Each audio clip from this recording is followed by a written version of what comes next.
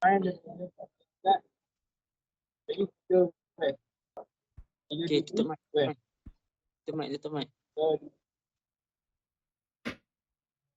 Bismillahirrahmanirrahim. Assalamualaikum warahmatullahi wabarakatuh. So we from group 10 will present about Africa for group members, PKDT HAZIQ, HARITH MIRZA, AIMAN SYAHMI, and I, Muhammad USAMAH, and Muhammad IZZUDDIN. So for introduction, nationalism. What is nationalism? Nationalism is the reawakening of a feeling of national identity and patriotic attachment. Nation, a country, or a nation state. African nation refers to movements of protest and resistance against European colonial control that call for independence. They aim to African colonial domination by the Europeans. So there are several stages in the development of African nationalism, which are micro-nationalism at early 19th century, second meso-nationalism, and last is mega-nationalism, which is post-World War II. So we go to the first phase, micro-nationalism. So this is the timeline for micro-nationalism. It started with Berlin Conference. Berlin Conference is where several nations make a conference in Berlin to discuss the partition of African continent. So first off, it took off on Berlin Conference in 1884. Then the Prempeh of Ashanti rejected the British offer to become the in 1888, and then the Menelik II sent a letter of protest to British, France, Italy, and Russia in 1891. In 1896, there are two revolution in Africa, which is the Battle of Adwa and Ndemble Rebellion. In 1904 to 1907, there is also two revolution, which is the Herero Uprising and Maji Maji Rebellion. And last but not least, in 1900s, there are War of Golden Stool led by Asha Tewa. So there are three types of nationalism in Africa. First is diplomatic, second is bloodbath, and the third one is rebellion.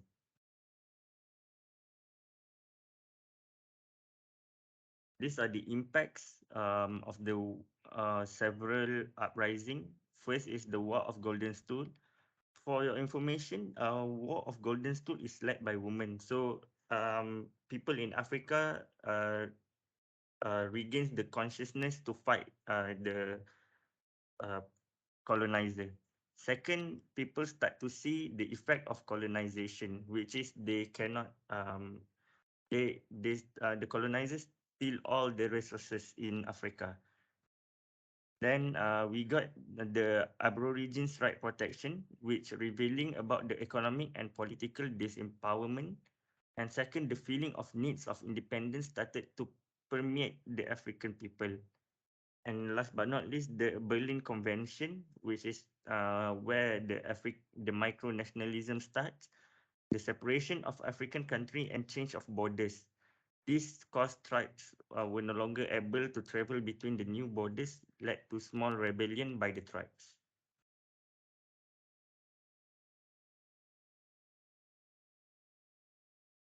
All right, for the second phase, which is meso-nationalism. Next slide.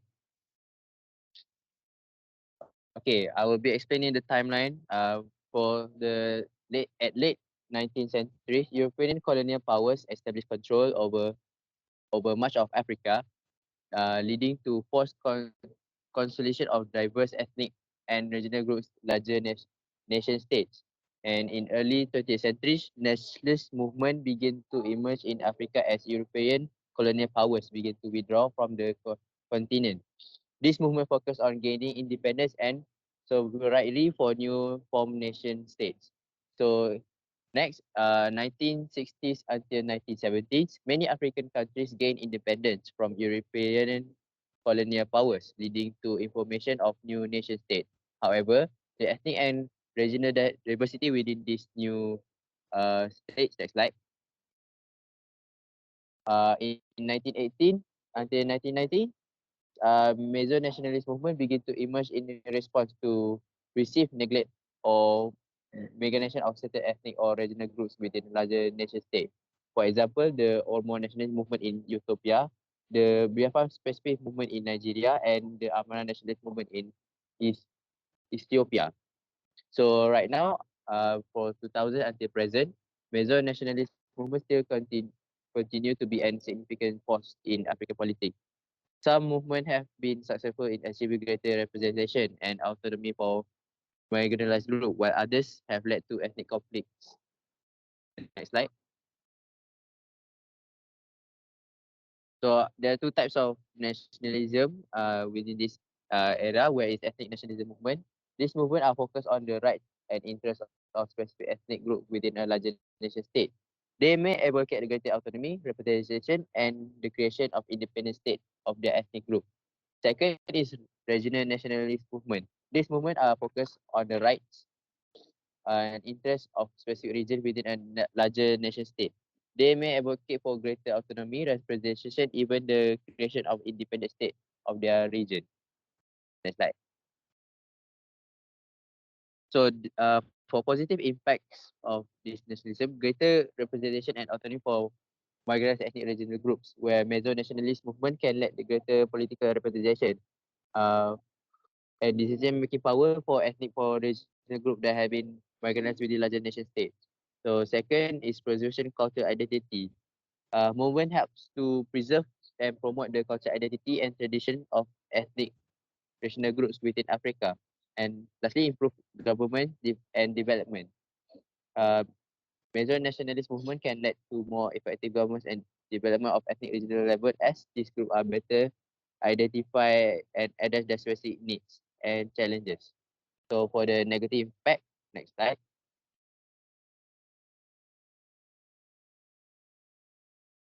Ethnic conflicts and tension. Major nationalist movement can lead to ethnic conflicts and tension within larger nation states, as different ethnic regional groups compete for resources, representation, and autonomy. Next is fragmentation and nation state. Major nationalist movement can lead to the fragmentation of larger nation state into smaller, more ethnically homogeneous entities, which can destabilize the region and the continent as whole. And lastly, economic and social political instability, where major nationalism led to economic and social instability as well as displacement of people. Next slide.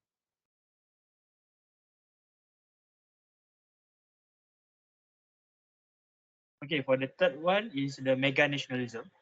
Mega nationalism refers to a type of nationalism movement that prioritizes the need of larger population that is spread across the several nation states.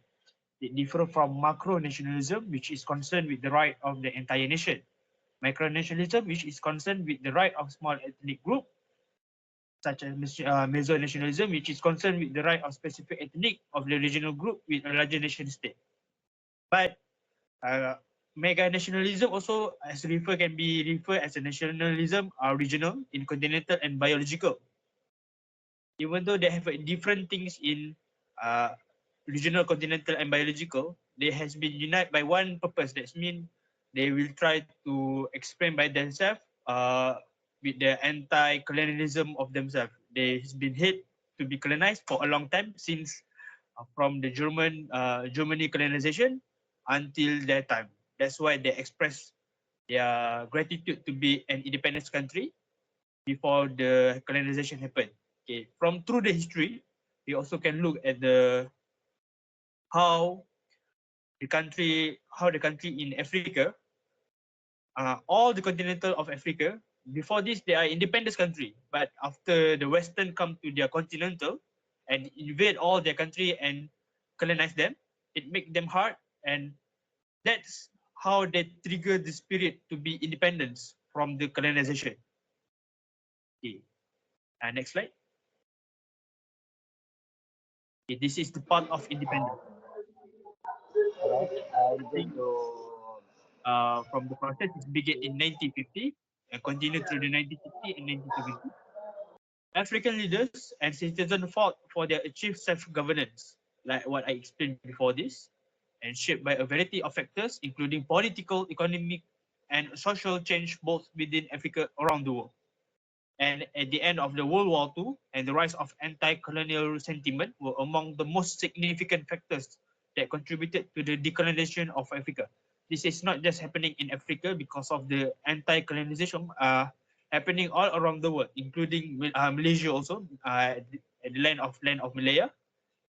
We can see through that because of after the end of the World War II, the British came to the Malay Peninsula and tried to recreate their administration. But our people have seen that as a something that will be burden of our people because of we need of independence. We have the independence, we have a royalty, we have administration. From there, we fought from the Malayan Union until we become Malaysia right now. Okay, we will continue to the next person. okay, we go to conclusion. The last one. Next slide. For the conclusion of the African nationalism, in general, African nationalism emerged as a response to colonialism with the aim of securing independence for the nation state established during colonization. By the late 1980s, 40 African nations had gained political independence, largely under the leadership of elites from those countries who had received Western education. However, independence might not have been possible without the efforts of other groups, including laborers, traders, and peasantmen and women.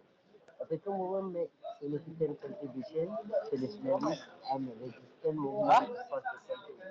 Similar to their male counterparts, African women organized rallies, boycotts, protests, and demonstrations in response to their challenging circumstances under colonial authority.